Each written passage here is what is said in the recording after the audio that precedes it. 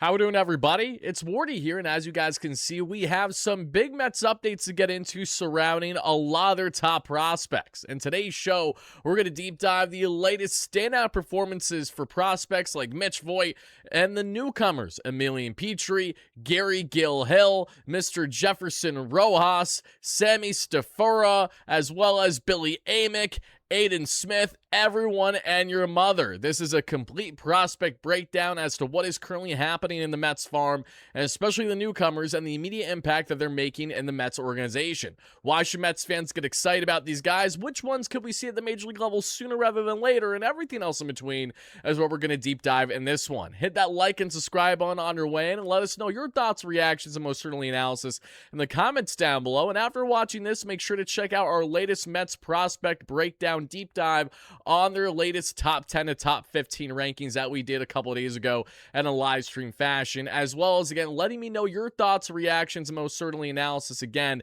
in the comments down below, everybody. But before we get this party started, let's shout out PrizePicks, our amazing sponsor here, because while the Mets have not been able to consistently step up this season, even though that sweep against the Guardians was nice, PrizePicks is able to step up every single day for each and every one of you. And now that they're officially live in the state of New York, meaning that you too can join the millions of users today building the best in the game for daily projections and lineups, you can go ahead and do a nice little MLB related play today. Maybe you want to do more on AJ Ewing total bases. Maybe you want to do more on total outs for someone like a Christian Scott or a Noah McLean. Maybe you want to go a little less there on total bases for someone like, oh, I don't know, let's take a look at the Mets lineup. And up until 24 hours ago, you can make that argument a lot with someone like Marcus Semien.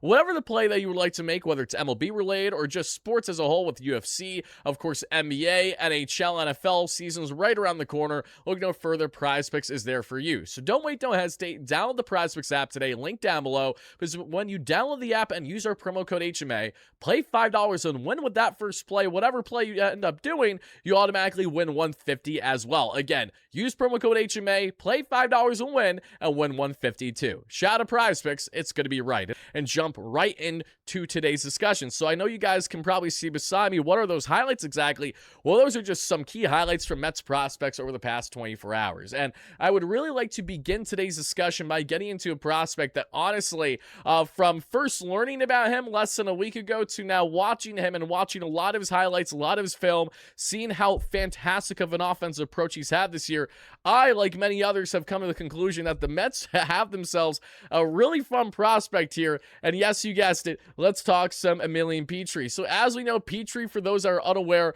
was one of the three prospects that the New York Mets acquired in their trade for Freddie Peralta a couple days ago that we saw, including guys like Aiden Smith, the outfielder, Gary Gill-Hill, if I'm not mistaken, the pitcher, and then Mr. Emilien Pitre. Now, the fun story here about Emilien Pitre, and this is why I can't stop raving about this kid, is just how night and day his plate approach has been this season. That's the big story behind Pitre, who has been nothing short of a hitting savant. He has literally been one of the best contact-for-contact hitters in all AA this season, and that is not an understatement either. Pitre has cut his strikeout rate in over a half, and is one of the few players in the league currently at a strikeout rate of around 10% or so. Okay, this is a guy who had over 100 strikeouts in 120 or so games last season in the minor leagues. This year, in 90-plus games, has 40 or so. I mean, it's night and day. He has been absolutely tremendous, batting well over 300 that we've seen, especially in AA this far, and hitting for power, going gap to gap as well. He brings all these different tools to his game. He brings a very strong glove up the middle for the New York Mets and their infield in the minor leagues right now, and he is so exciting that just like that, currently ranked as the Mets' number 17 prospect, at least according to MLB.com, I am easily putting Emilien Pitre in the Mets' top 15 category, undoubtedly. You could even argue he's going to be in that top 10, top 12 conversation sooner rather than later, and the reason for this is, again, if Pitre can continue the trend in which he has been this season, not only for the Rays organization, but now the Mets, as he's had multi-games every single game he's played for us, essentially, since we've acquired him, this is someone that has an ETA of 2027. If you don't think that Emilien Pitre has a great opportunity to knock on the door for the Mets' second base job next year, in a similar fashion how AJ Ewing just played himself into a role with Robert going down this year, I got a bridge to sell you, okay? This is another young, highly exciting, multi-tool, dynamic bat that, again, can spread for all fields like crazy and just hits for such high quality contact, and has an elite eye at the plate. Look at how great of a job the development has been for guys like AJ Ewing and Carson Bench this year. I understand that those prospects are maybe a bit more coveted on paper, especially Bench, but AJ Ewing went from being, a borderline, not even Mets top 30 prospect entering the 2025 season, according to some people, to then not only getting on the map, stealing 70 bags, hitting 300, slugging for 400, on base 400, and then working his way to be on the Mets after starting 2025 in A-ball. So again, the possibilities are certainly there. A lot of uncertainty with the Mets infield as we get into next season. So Pitre is just one of a laundry list of exciting prospects that we now have the luxury to watch for the remainder of the year here in the Mets minor leagues. And it doesn't stop with just Pitre, okay? Again, the Mets, say what you will about David Stearns. I am a heavy critic on him, just like everyone else, with how much of a dumpster fire this season has been. Having said that, however, a Mets team that a calendar year ago traded away north of 10 prospects at the deadline as buyers, mind you. Now they acquire 12 as sellers. How good do some of these prospects look? Well, again, give credit where credit is due. I think the Mets did a more than fine job for the most part and the prospects that they were able to acquire in every deal. With the exception, maybe the Brooks Raley deal. Honestly, it isn't even that bad. It's just like the worst on paper of the group. You have to be fairly satisfied in what you got for the New York Mets. Lottery tickets or not, these guys are all guys that very well could be knocking on the door, a lot of them, for the major league level next season. That goes in hand as to why we're having this discussion today. So Emilien Pitre, keep it up, my guy. He has been absolutely killing it, and I'm just excited to see more. Again, absolute hitting savant. If you guys like watching minor league ball, make sure you're starting to pay attention to AA Rumble Ponies. They're going to get on a run down the stretch this year that's going to be eerily similar to what they were doing all of last year, okay? They don't have as much balance this year because they're pitching promotions and things along those lines, but their offense is going to continue to kick ass as they just literally made themselves team history yesterday, scoring a whopping 23 runs. 2-3 for the first time in the organization's history. And that had so much to do with the fact that the Mets AA lineup yesterday consisted of Mitch Voit in leadoff, Jefferson Rojos in the 2-hole, Jacob Reimer third, Chris Suero fourth, and Billy Amick fifth. That is as good of a 1 through 5 in AA as you're going to see across all the minor leagues. And we're going to get into just how good that performance was, everybody. But before we do, I do want to show you guys a nice little interview here with Emilien Pitre going back to his time in the Tampa Bay Rays. Or actually, no, I apologize. Not with the Rays. This was just as he was acquired by the New York Mets, so people can get a bit of a greater idea as to who he is and what he brings to the table. And shout out to Matt Levin as well, working great for the Rumble Ponies, getting this interview done. You mentioned playing your game. What does that look like from your perspective? Describe yourself as a player. Yeah, I just play hard, man. I love my job, so I get to come here every day and play a game that's fun to me. So playing hard and having really gritty at bats and just doing everything I can to help my team win. Hitting for a high clip in terms of the average this year, and you don't really strike out ever. What goes into that approach to not strike out? I kind of started in college with Coach Mingione, shout out. One of the best coach I've ever had. Pulling the ball in play has always been a part of my game. And in college, we focused on the approach is kind of where I took off, making sure I master my approach and putting the ball in play. You make things happen. So you mentioned playing your game. Shout out Emilien Pitre. Looking forward to watching a lot more of you, not only for the remainder of the season, but as we get into 2027 spring training, even though we're probably not going to have a spring training with the inevitable lockout, as you guys and gals can also see right here, right now. This was, again, from the Rumble Ponies yesterday. Franchise record going back to the AA Rumble Ponies from 1992 until now. Sets a franchise record for the most runs in a single game with 19, and they finished the game, mind you, with 23. So really impressive stuff. And talking impressive, let's continue the prospect breakdowns, everybody. And now let's get into a lot more of these individual performances, okay? Let's also give a big shout out as well to Billy Amick, everybody. Billy Amick hitting bombs. Let's listen in. See if Amick has the green light. 3-0, he does. Amick crushes it to dead center field. Hill is back. He looks up at the track, leaps, it's gone!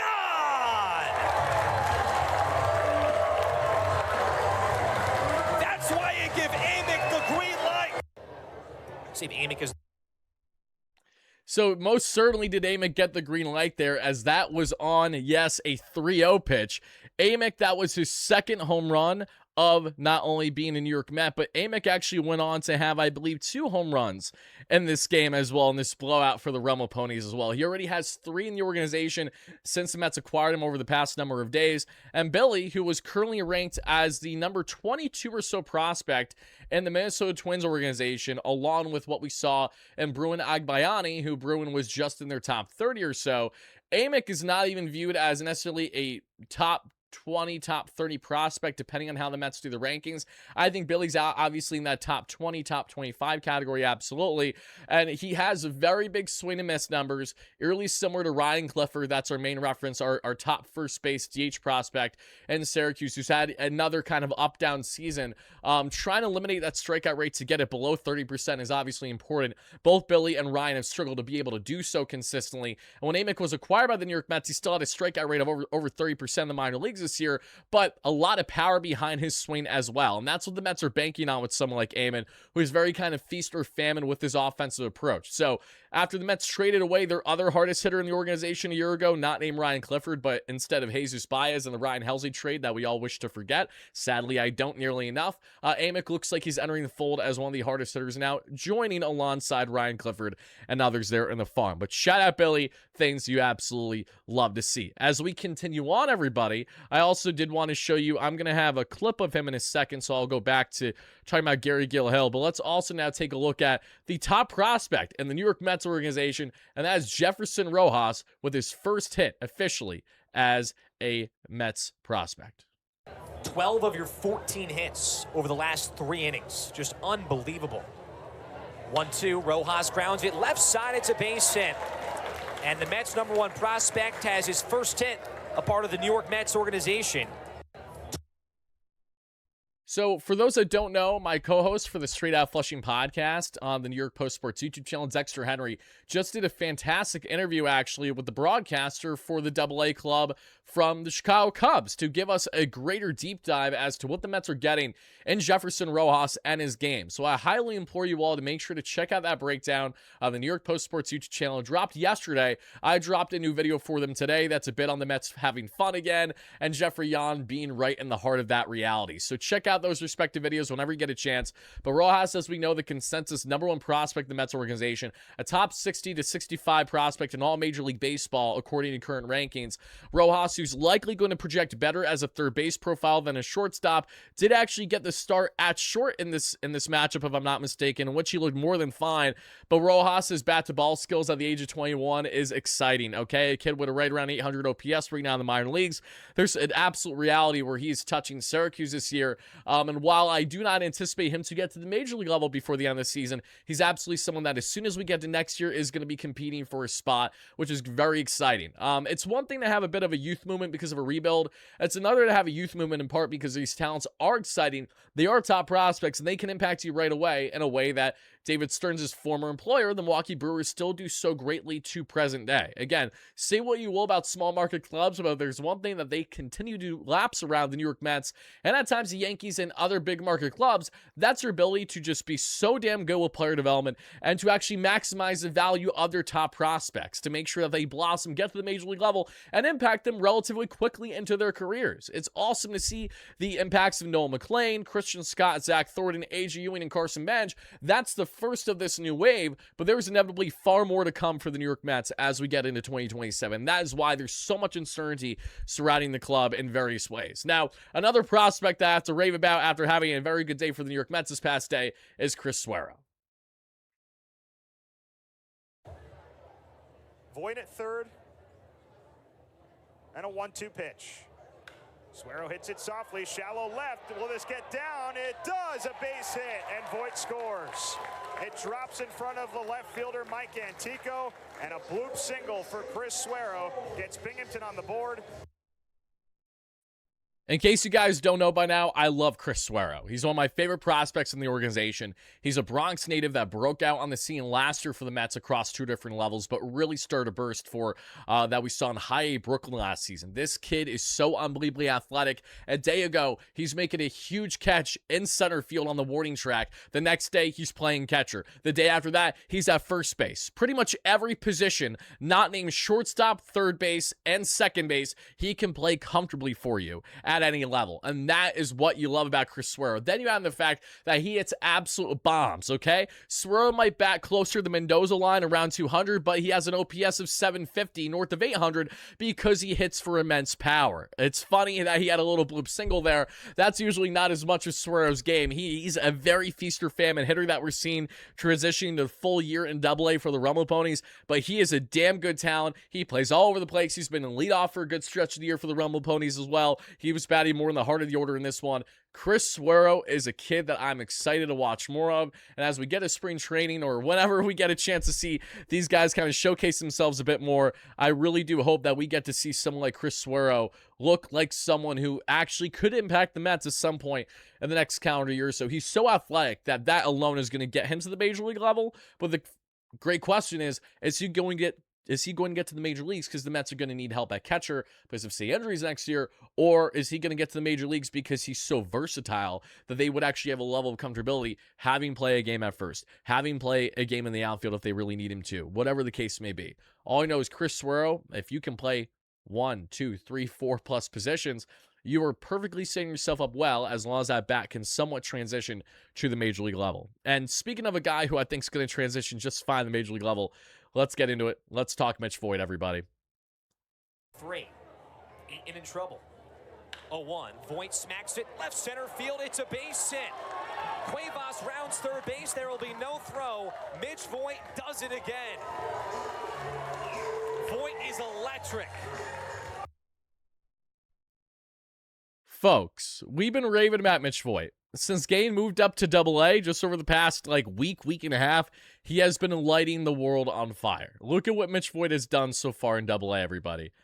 He has been an absolute phenom. He's batting roughly 600, 17 runs, 19 hits, and a 1,600 OPS. I mean, this is ridiculous for the Mets' second-round pick out of Michigan last year. What a stud, Mitch Voit. My God. It's just 8 games, but these numbers are just insane. Let me rattle them off a little bit more for each and every one of you right here, right now. Also, breaking news mid-show, not that it's really a needle mover or anything, the Mets have acquired veteran infielder and Gabriel Arias from the Cleveland Guardians. I'm sure he's just going to be an infield guy for them to bounce around. I'm actually going to double check right now on Gabriel because I'm pretty sure I know his game. Let me just make sure of it here. Give me 1 second. This literally just happened. This report just came out. Let's see. And it makes sense. Of course, the Mets pick up a guy that they were just playing against. Okay, here we go. Gabriel Arias so far this season. Let's look at these numbers. Probably nothing sexy. I'm just reacting to it on the fly. Okay. He has a 244 average with a just under 700 OPS. All right. So the Mets bring in Gabriel. Another guy who's going to get some looks. Nothing crazy, however. And that's really about that. I mean, last season he had, he hasn't had anything really. This is actually the highest OPS he's had in his career, funny enough, which is actually pretty interesting.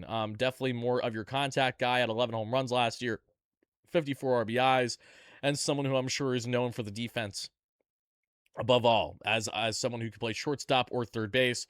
So the Mets are adding some insurance there when it comes to their infield, and that's really the extent of it. And here we go. Here's the following roster moves. Mets add their infielder. And in case you guys don't believe me, there you go. It's right there. And again, Gabriel Arias, nothing that we really need to rave about. This is kind of like an upgraded version of one the Mets picked up, Andy Ibanez earlier this season from the Athletics when he was DFA'd.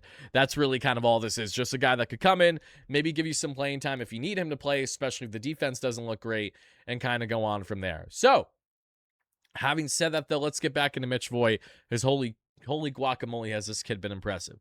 So, in 8 games so far for Mitch Voit, he has been insane. 594 with a 658 and a 969 slug. Crazy. 19 hits, 7 doubles, 1 home run, 9 RBIs, 4 stolen bases, and 6 walks to 4 strikeouts. going back to June 2nd, let's give you a larger sample size of Mitch Voit across High A Brooklyn as well as now Double A Binghamton.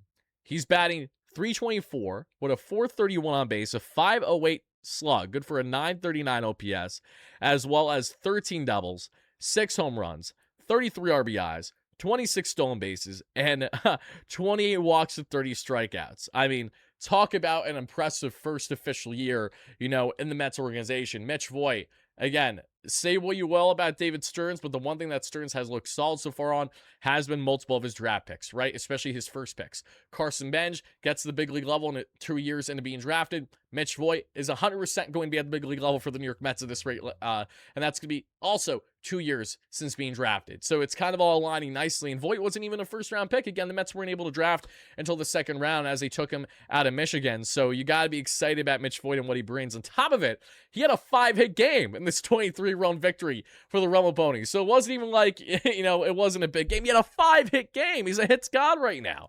And what many believe is the hardest level to play in the minor leagues is all the top prospects are more stored in Double-A than any other level. So Mitch Voit, keep doing what you're doing, baby, because you, my friend, are going to get yourself to the big league level in no time. And again, Voit, another guy, very diverse with his defense, can play various positions in the infield for you, but absolutely someone that could be playing at shortstop for the New York Mets or at second base if they want him there. And if they want to consider him at third, they can do that as well. The Mets have a good problem on their hands with a laundry list of guys that can impact them positively as soon as next season, if not at absolute latest 2028. And this is, of course, assuming that they continue to go upward. I know Voit is not going to bat 600 consistently, but it's about continuing to trend upward in your player development more than anything. As long as he continues to trend upward the way that these other guys have, I can't see why he won't find himself in the bigs sooner rather than later. And here was Billy Amick again, everybody, with his second home run of the day for the Rumble Ponies that you guys can see here. Love to see it. Listen up. Amick. Pacheco deals, and Amick drills it. Goes the other way. Wimmer is back in right. You can kiss it goodbye. The Amick power. It's his second of the night. Shout out Billy Amick, already 3 bombs in the Mets organization. You love to see that, obviously. Let's also get into not only talking about Billy Amick, we talked about Jefferson Rojos. We got into a lot of these guys. Now let's get in Mr. Aiden Smith, everybody. The Mets' number 22 ranked prospect currently. Let's one fly, as you guys and gals can see here. He's looking for a strikeout here. The 0-2. This one sent high and deep out to right field. Maroknik gives chase. He looks up, and it's gone. A solo shot to lead off the inning for Aiden Smith. And Brooklyn tacks on one more. It's 3-1 Cyclones. Well, and that's a huge one right there because if the Blue Rocks, this hurt. Aiden Smith with his second home run in as many days there for the New York Mets in High A Brooklyn. Welcome to the New York Mets, my friend. We love to see that. Now, one more thing that I definitely want to get into before we wrap up our discussion here is, as you guys and gals can see, it's one Sammy Stafura for the second straight day doing the following. Making appearance number 24 and start number 2 on the season. His first pitch to Stafura is lined out to left field. It'll be down for a base hit. First pitch of the game, and Stafura is on with a single. Making appearance number 24. Second game as a New York Met, second straight day where Sammy Stafura, the New York native diehard Mets fan growing up, now playing in High A Brooklyn, goes out and gets a leadoff hit on the first pitch he sees in the game. I mean, you love to see that, obviously. Okay, shout out Sammy. He had himself a double that we saw yesterday. Today he has himself a single, or the past day, rather. And now here's Gary Gil-Hill, who in this moment was able to get himself out of a bases-loaded jam unscathed right here. Hartford only scored 1 run last night on Wimmer's solo shot. Here comes the pitch. Swung on and missed, strike 3. Went to the sinker, and Gil-Hill escapes a bases-loaded, no-out jam in the first inning of. Not only did Gary Gil-Hill escape a bases-loaded jam there that we saw in the first inning, 4 that we saw, pardon me, I don't know why I'm getting tongue-tied at the moment, for the Rumble Ponies, but he would go on to pitch 5 shutting in his Mets organizational debut. Gary Gil-Hill, who was another solid prospect in the Tampa Bay Rays organization, who looks like a solid prospect for the Mets on the pitching end, former top 100 prospect too. He goes 5 shutout, allows just 3 hits, no earned runs, 2 walks, and 4 strikeouts for his Mets minor league debut. This is the same Gary Gil-Hill as well that you may recognize because he actually pitched for Great Britain in this past year's World Baseball Classic, something that I was actually unaware of until doing a little bit more homework on him. So very cool story. And as I stated, they just went to town offensively, the Realm of Ponies in this matchup. They won 11 for 23 with runners in scoring position and still left 10 on base. I mean, insane. Voit had a 5-hit game. Jacob Reimer had 3 runs scored. Suero had multiple runs and multiple RBIs. Amick had 6 RBIs, 3 hits, a couple home runs. Bay in center had a big game as well with 3 hits and 3 RBIs. Benson in left had 2 hits and 3 RBIs. Collins at first base had 2 hits and 2 RBIs. Saravas looked really good with 2 hits and an RBI. Everyone and their mother got an RBI in this game. Funny enough, except for Jefferson Rojos, who's banging the tool at shortstop. But he did have a hit and a run scored and a walk, so we'll take that. So that's what you guys got pretty much on the latest for the Mets farm report and the latest updates. The Syracuse Mets this past night also had MJ Melendez added back in the organization after he was cut by the club, comes back to the team, stays in the minor leagues, and MJ has himself another day with a home run. His 11th home run for Syracuse. He's been raking down there. 3 RBIs and is at a 900 OPS for them. Vidal Brujan had 3 walks and looked solid as well. Nick Morabito was in leadoff. Expect Morabito to get the call sooner rather than later. Mr. LaRusso, let's see. LaRusso at first base, 3 hits, 364 average, 1,300 OPS, RBI. One does have to wonder if the Mets give him a look potentially at first base before the season ends, should he continue to trend upward. Christopher Morel, who can play first base in the outfield, does look great. He's batting into 300 with 1,000 OPS too. Mauricio went over, but he's still batting like 270 with 850 OPS that we seen. Jack Weniger did not look good, everybody. 5 innings, 6 earned runs allowed, 6 strikeouts at a 4.4 ERA. Weniger, who looked very strong the first half this year, has not looked nearly as good in the second half. A bit more developing to do for him, obviously, that we're seeing at the Syracuse level. And the Brooklyn Cyclones as well, just to make note of anything that maybe stood out there. Let's see. Other than Sammy Stafura, Aiden Smith with a home run, a multi a game. And then that's really all she wrote. So Mets fans, let me know all your thoughts down below regarding our latest prospect breakdown on all the top guys, including a lot of the newcomers, and who stands out the most to you and why. As I mentioned, the trend with a lot of the guys that we broke down today is that they have ETAs for 2027. So it's important to start to keep tabs on these players, as it will be sooner rather than later that they're knocking on the door for the big league level, especially if some of these respective guys trend upward the way that they have to this point. Thank you guys again for watching, and as always, no matter what, let's go Mets. Peace out, everybody.